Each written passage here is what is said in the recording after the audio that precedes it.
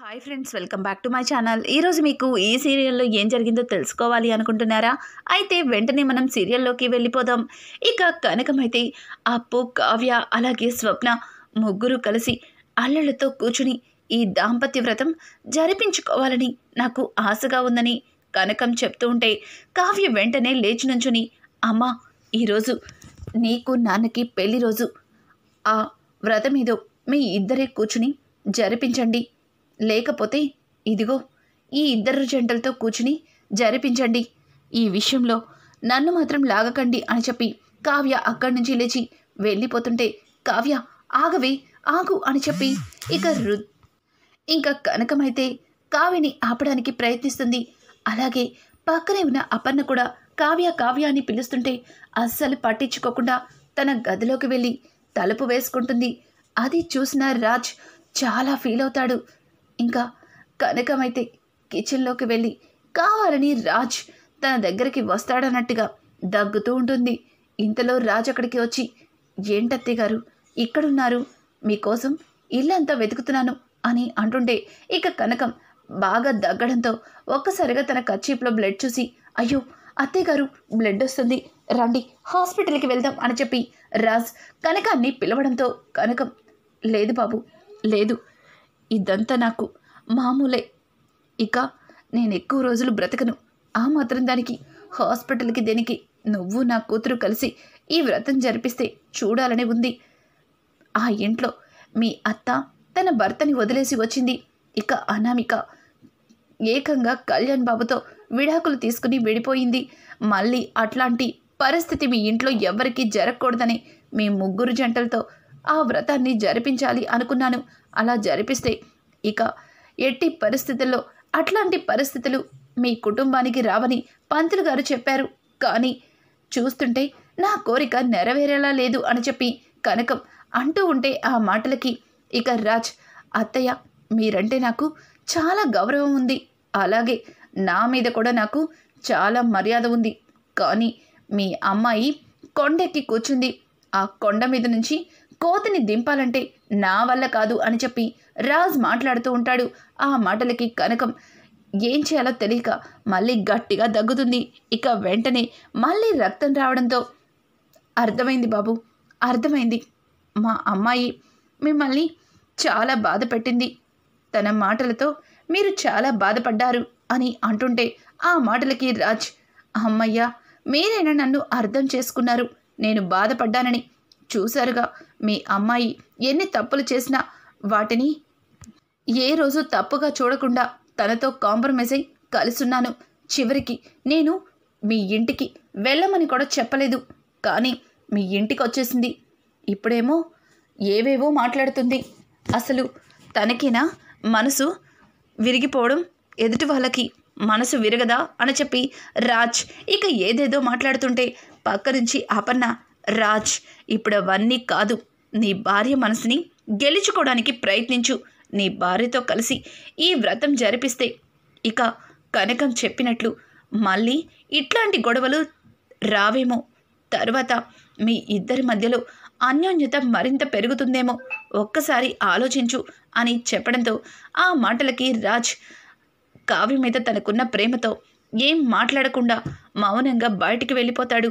ఇక కనకమైతే, అదేంటి వదిన అల్లుడు గారిని అలా బయటికి పంపించేశారు, ఇప్పుడు అల్లుడు గారు కావ్యని వ్రతానికి ఒప్పిస్తారా అని అనడంతో, దానికి వాడి గురించి నాకు బాగా తెలుసు, వాడే కావ్యని తీసుకొచ్చి వ్రతంలో కూర్చుంటాడు అని చెప్పి ఇక కనకం అలాగే ఇందిరాదేవి, అపర్ణ ముగ్గురు కలిసి వాళ్ళిద్దరూ ఏం చేస్తున్నారో అన్నట్టుగా దొంగచాటుగా చూస్తుంటారు.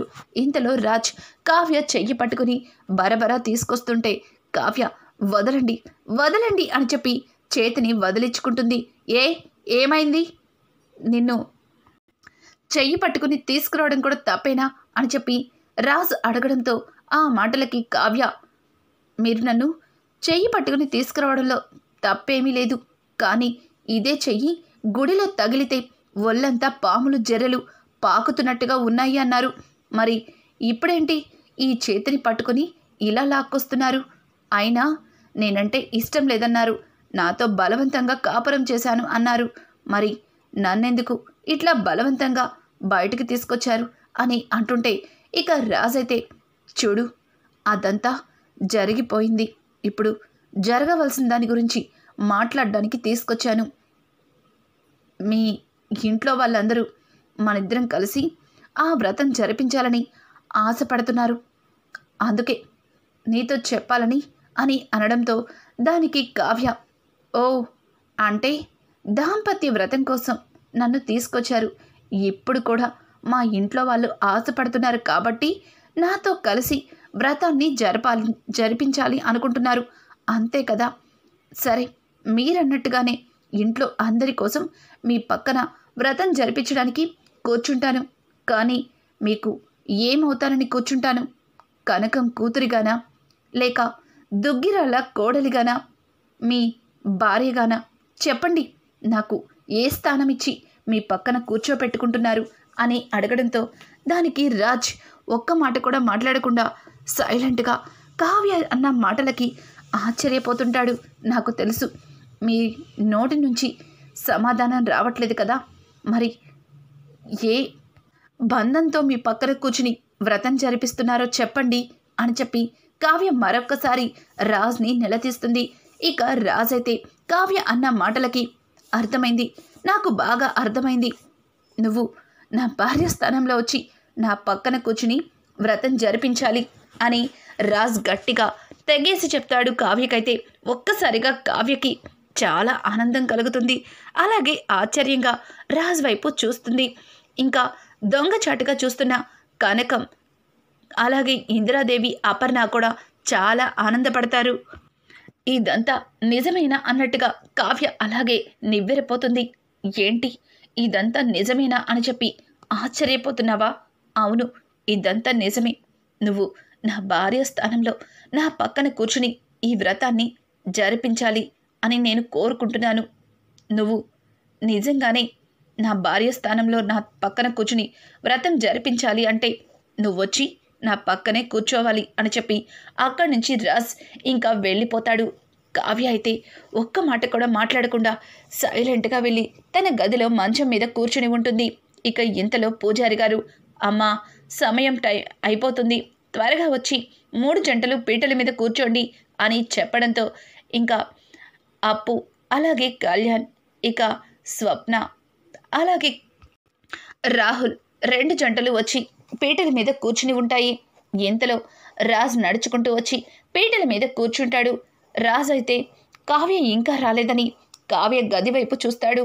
ఇక్కడ చూస్తే పంతులు గారు, అదేంటమ్మా 2 జంటలు వచ్చాయి, ఇంకొక జంట రాలేదు అని అనడంతో పక్కన ఉన్న కనకం వచ్చేస్తుంది, అమ్మాయి లోపల రెడీ అవుతుంది, వెంటనే వచ్చేస్తుంది అని చెప్పడంతో ఆ మాటలకి పంతులు గారు, అమ్మా ఇప్పటికే చాలా టైం అయింది, తను ఆవిడ్ని త్వరగా రమ్మని పిలవండి అని చెప్పడంతో ఇక అక్కడే ఉన్న ధాన్యలక్ష్మి, ఇంట్లో వ్రతం జరిపిస్తున్నాము అన్నప్పుడు అప్పు అలాగే స్వప్న వచ్చి పీటల మీద ఎలా కూర్చున్నారో మరి కావ్య కూడా అలానే వచ్చి కూర్చోవాలి కదా, ఏ ఆ మహాతల్లికి బొట్టు కాటుక పెట్టి మరొకసారి చెప్పాలా ఏంటి, తానే ఇంట్లో తన వ్రతానికి ఎదుటి వాళ్ళు పిలవడమేంటో అని చెప్పి ఇక ధాన్యలక్ష్మి అయితే వెటకారంగా మాట్లాడుతుంది.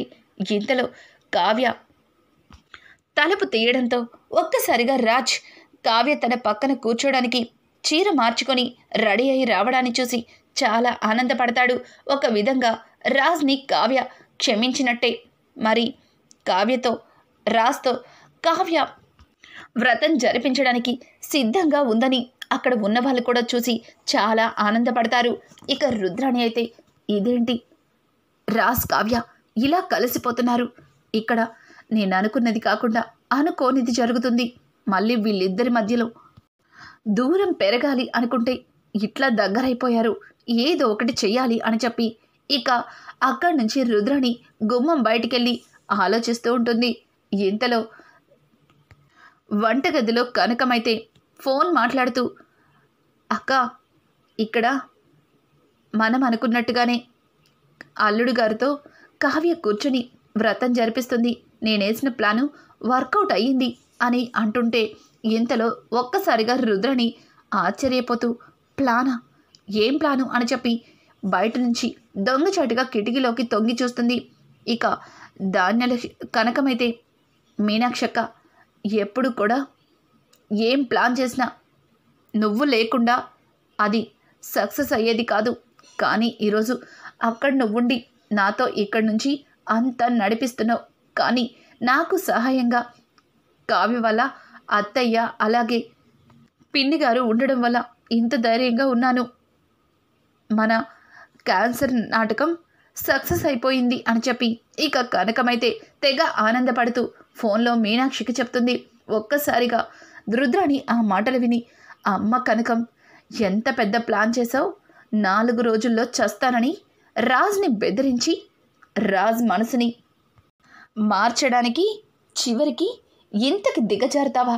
చెప్తా ముగ్గురు కూతుర్లతో ముగ్గురు అల్లులతో కూర్చోపెట్టి దాంపత్య వ్రతం జరిపిస్తే జీవితంలో వాళ్ళది విడతీయరాని బంధంగా మారుతుందని ఎంతగానో ఆశపడుతున్నావు. అసలు ఆ వ్రతమే జరగకుండా ఆపేస్తాను అని చెప్పి రుద్రాణి చాలా ఆవేశంగా లోపలికైతే వెళ్తుంది. ఇంతలో పంతులు గారు ముగ్గురు చేతులకి కంకణాలిచ్చి కట్టమని చెప్పడంతో ఒక్కసారిగా రాజ్ అలాగే కళ్యాణ్ ఇక రాహుల్ వాళ్ళ భార్యలకి కంకణాలు కడుతుంటారు. ఇంకా రుద్రాణి అయితే గట్టిగా చప్పట్లు కొట్టుకుంటూ లోపలికైతే వస్తుంది.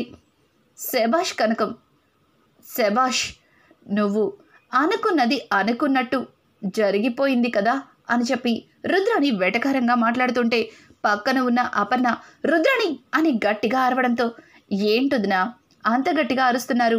అరవాల్సిందేలే, ఎందుకంటే ఇందులో మీ పాత్ర కూడా ఉంది కదా అని అంటూ ఉంటే ఇక కనకమైతే టెన్షన్ పడిపోతూ ఉంటుంది. ఇంతలో కృష్ణమూర్తి రుద్రాణి ఏం చెప్తుందా అన్నట్టుగా ఆశ్చర్యంగా కోపంగా చూస్తుంటాడు. రుద్రాణి వైపు రాజ్ చూస్తూ, ఏంటత్తా అసలు ఏమైంది? ఎందుకు పూజ జరుగుతుంటే మధ్యలో వచ్చి ఇలా గొడవ చేస్తున్నావు అని అంటుంటే, రాజ్, మా అత్త గురించి నీకు తెలీదా? మా అత్త ఎవరైనా సంతోషంగా ఉంటే అస్సలు ఓర్వలేదు. ఇప్పుడిక్కడ తన కళ్ళ ముందు వ్రతం జరుగుతుంటే తను తట్టుకోలేకపోతుంది.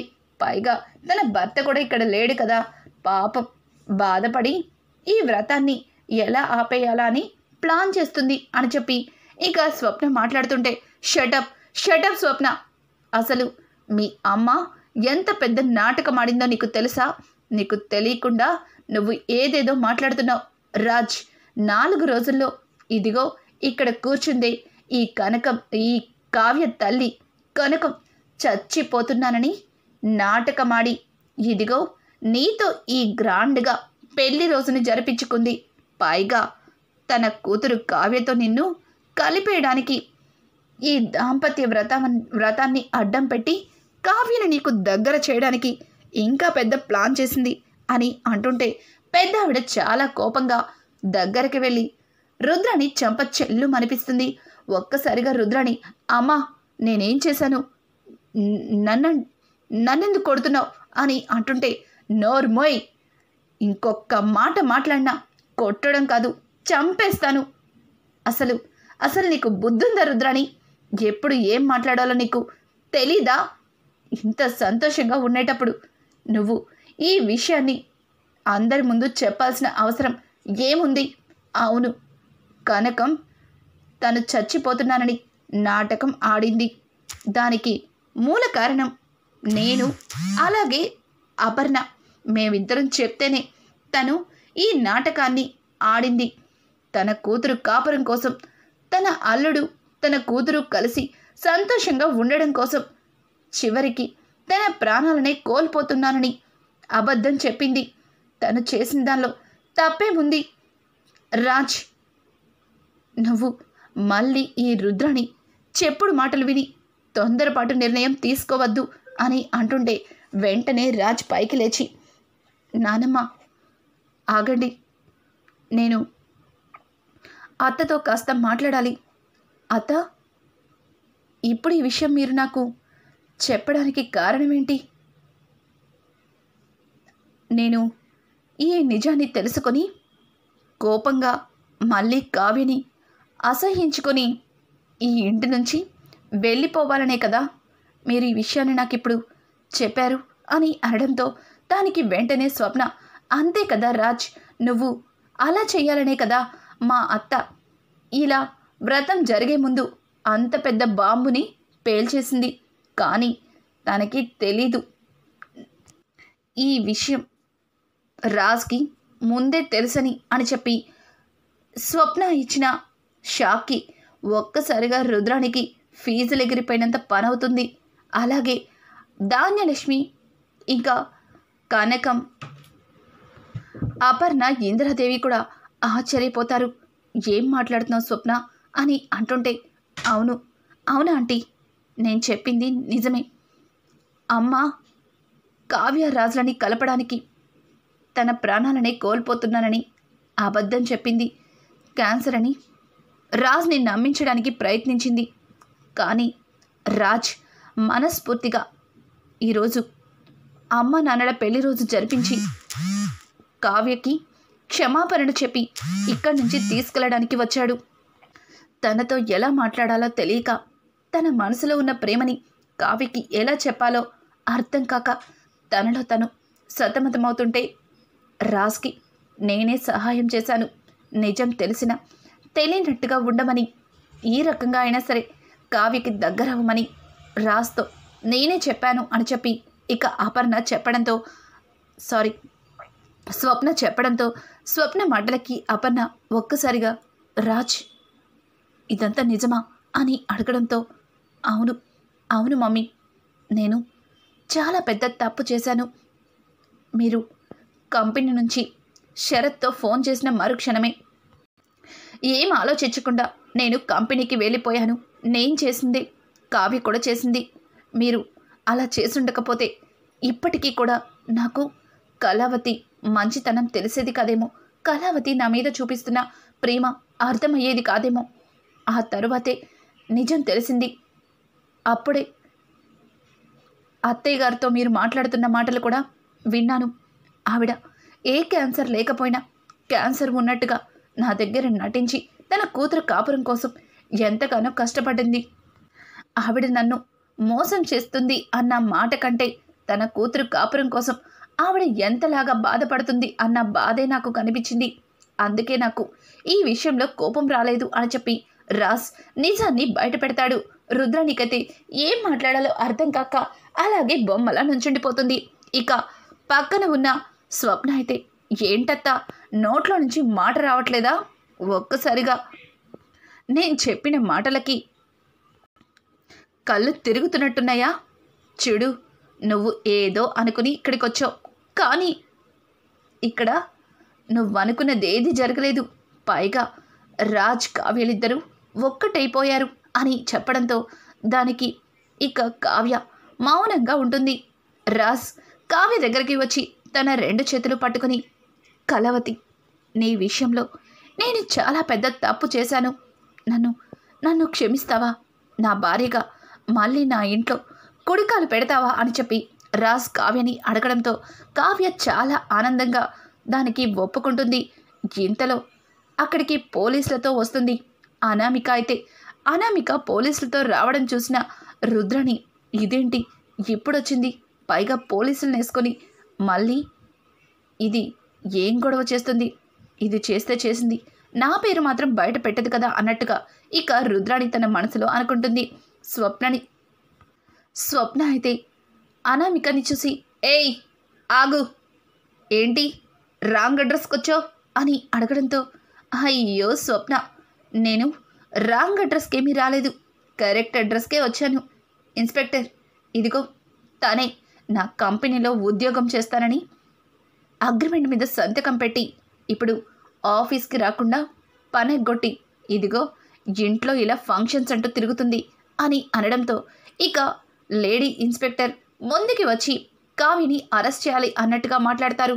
ఒక్కసారిగా అక్కడ ఉన్న వాళ్ళందరూ కూడా ఆశ్చర్యపోతూ, ఏం మాట్లాడుతున్నావు, కావ్యని అరెస్ట్ చేయాలా అని అంటుంటే, అవును సార్, వీళ్ళ కంపెనీలో ఈవిడ గారు ఉద్యోగం చేస్తానని ఇదిగో అగ్రిమెంట్ మీద సంతకాలు పెట్టారు.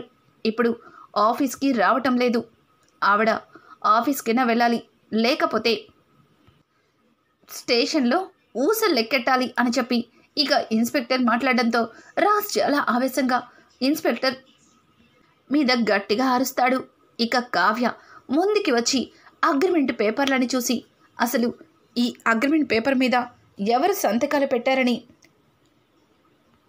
అనామికకి దిమ్మ తిరిగి షాకే ఇస్తుంది.